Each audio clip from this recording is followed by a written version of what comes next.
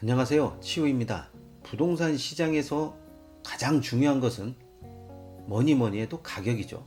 가격은 매도자가 팔려는 희망 가격인 호가도 있고 실제로 거래가 이루어지는 실거래가도 있습니다. 대부분 호가에 많이 반응을 하는 그런 때도 있는데 호가는 그냥 희망사항이지 호가가 실거래가로 이어지는 경우는 좀 드물죠. 물론 매수자가 미래 가치를 좀 더 높게 생각을 해서 매도자가 부른 호가를 실거래가로 이어지게 만든다라고 하면 또 모르겠으나 실질적으로 호가에서 실거래가로 이어지기는 좀 힘들죠. 물론 상황이나 여건이 호가가 저렴하다라고 판단된다라고 하면 호가가 실거래가로 이어질 수는 있습니다. 그렇지만 대부분의 부동산 가격은 상황과 여건에 따라서 결정되는 거지 외부적인 변수, 다시 말해서 어떤 정책적인 요인이나 금리 또는 다른 영향에 의해서 부동산 가격이 결정되는 것은 일시적이지 그게 항구적으로 쭉 이어져 나갈 수 있는 부분은 아니라는 이야기죠. 부동산 가격에 있어서 가장 크게 미치는 것은 매도자와 매수자의 합이지 외부적인 변수에 의해서 아니면 어떤 상황에 의해서 부동산 가격이 갑작스럽게 변하거나 갑작스럽게 떨어지거나, 물론 부동산에서 가장 중요한 것은 매수자와 매도자의 합이지 다른 외부적인 요건이 개입할 여지가 그렇게 많지는 않아요. 그런데 대부분의 사람들이 외부적인 여건을 너무나 크게 보면 부동산 시장의 가장 기본적인 기능, 서로 합의에 의해서 가격이 결정된다라고 하는 그것에 대해서 자주 잊게 되죠. 정책적으로 수요를 억제하고 공급을 줄이고 이런 것이 어느 정도는 이해가 가지만 가격적인 부분까지 통제를 할 수는 없다라고 봐요. 물론 그렇게 할 수도 있는 부분이 있겠지만 그거는 일시적이지 그것으로 인해서 계속 가격이 결정된다라고 하면 그것은 시장경제 체제가 아니라 사회주의 경제 체제가 아닌가 싶은 생각이 들더라고요. 부동산 가격에서 매도자는 많은 가격을 받고 싶고 매수자는 될 수 있으면 저렴하게 살려고 합니다. 그렇기 때문에 이 두 가지가 어느 정도 맞아 떨어지지 않는 이상 거래가 이루어지지 않는 경우가 많죠. 1억을 부른 사람과 8천만 원에 사고 싶은 사람은 2천만 원에 대한 갭이 있는데 이 갭을 서로 간에 조금씩 양보를 한다라든지 아니면 상황이나 여건에 의해서 조금 양보를 하게 되면 그것으로 가격이 결정되는 거지만 서로 간에 팽팽하게 줄다리기를 하고 있으면 가격이 결정되지가 않죠.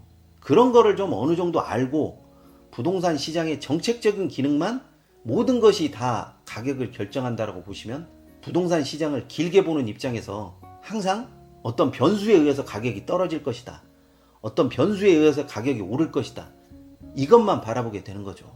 부동산 시장에서 가장 크게 가격을 좌지우지하는 변수는 시장 내에서는 수요가 있어요. 다시 말해서 수요가 있으면 공급이 있어야 되는데 이게 적정한 공급으로 맞아떨어지지 않고 공급이 많거나 아니면 공급이 적거나 하게 되면 가격 결정에 가장 크게 영향을 주는 거죠. 수요층이 두터우면 공급이 어느 정도 조금만 원활한 그런 신호를 보여주지 않으면 가격이 올라갈 수밖에 없는 부분이고요. 공급에 비해서 수요층이 너무나 얕으면 누가 뭐라고 하지 않더라고 하더라도 가격은 떨어질 수밖에 없어요. 그런데 그런 부분을 어느 정도는 보면서 또 어느 정도는 감안하면서 시장을 바라볼 필요가 있는데 너무나 외부적인 변수, 금리, 정책, 또 여러 가지 상황에 있어서 수요 억제책 뭐 이런 것으로 인해서 가격이 떨어질 것이다, 오를 것이다 함부로 예측할 수 있는 그런 부분도 아니라는 이야기죠. 다만 시장 여건이 유동성이 풍부하다, 금리가 낮다, 자금 여력이 탄탄하다 이것만으로 가격이 결정되는 것은 아니에요. 외부적인 변수, 우리가 소위 말하는 입지가 좋다, 교통이 더욱더 발전할 것이다, 학교가 들어와서 수요층이 두터워질 것이다 이런 것들을 조금만 예상을 하게 되면 가격이 떨어진다는 것은 쉽지 않은 일 중에 하나예요. 그럼에도 부동산 시장의 폭락과 폭등을 이야기하는 것은 외부 변수가 그만큼 시장에 있어서 많은 영향을 끼친다는 거죠. 물론 여기에는 실질적으로 거래에 들어가선 합의라고 하는 부분을 너무나 쉽게 보는 것이 아닌가 싶은 생각도 들고요. 시장은 굉장히 냉정해요. 부동산을 1억에 내놨는데 거래가 이루어지지 않으면 제일 먼저 모든 사람이 필요하지 않은가? 필요한 사람이 없는가? 이런 것보다는 가격을 떨어뜨릴 연구를 합니다. 다시 말해서 가격은 매수자와 매도자의 합이기 때문에 마음에 들다 안 든다를 떠나서 가격이 높으면 일단은 좋지 않은 시각으로 보는 거고요. 가격이 높아도 좋은 시각으로 보는 것은 외부 변수가 어느 정도 맞아 떨어졌기 때문에 그 이상을 보는 거죠. 그래서 시장의 합의에 의해서 부동산 시장이 움직이는 것이 맞는 것이지, 정책적인 수요 억제나 공급량이 확 늘어난다든지 그런 식으로 해가지고 가격이 떨어지는 것은 대체적으로 일시적일 수밖에 없다라는 거죠. 물론 부동산 종목에 따라서 가격 결정이 매도자와 매수자의 합의보다는 누가 얼마만큼 이 부동산을 필요로 하느냐, 거기에 따른 결정권도 있어요. 또 거기에 따른 가격에 대한 시장의 묵인 효과도 있는 거니까요. 그렇지만 모든 것을 일률적으로 봐서 폭등을 할 것이다, 폭락을 할 것이다, 그렇게 볼 수는 없죠. 다만 부동산 가격에 있어서 수도권이나 서울을 중심으로 쉽사리 집값이 떨어지지 않는다라고 하는 것을 이야기할 때는 수요층이 그만큼 두텁기 때문에 집값이 쉽게 떨어지지 않을 것이고 가격이 쉽게 떨어지지 않을 것이다라고 예측하는 것 뿐이지, 반대로 지방처럼 수요층이 얕고 공급량이 많으면 누구나 다 가격이 떨어질 거라는 걸 예상할 수가 있는 거죠. 굳이 내 집을 선택 안 해도 다른 집이 많이 나와 있는데 내가 그렇게 높은 가격을 고수할 이유가 없는 거죠.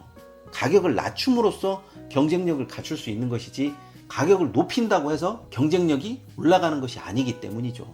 그래서 부동산 가격 결정은 시장의 합의에 의해서, 그리고 얼마만큼 부동산이 꼭 필요하고 어느 상황과 어느 여건에 따라서 부동산 가격 결정이 이루어지는 것이지, 정부 정책이 가격 결정을 좌지우지할 수 있는 그런 부분은 아니는 거죠.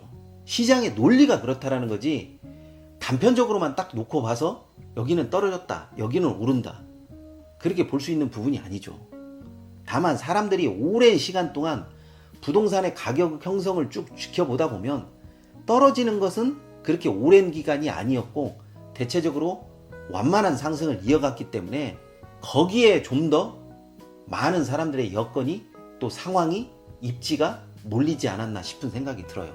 그래서 오늘의 한 줄 요약은, 부동산 가격 결정은 상황과 여건에 따라서 가격 조절 변수가 있고 외부적인 변수의 영향은 지극히 일시적일 수 있다는 것을 다시 한번 말씀드립니다. 오늘은 여기까지 하겠습니다.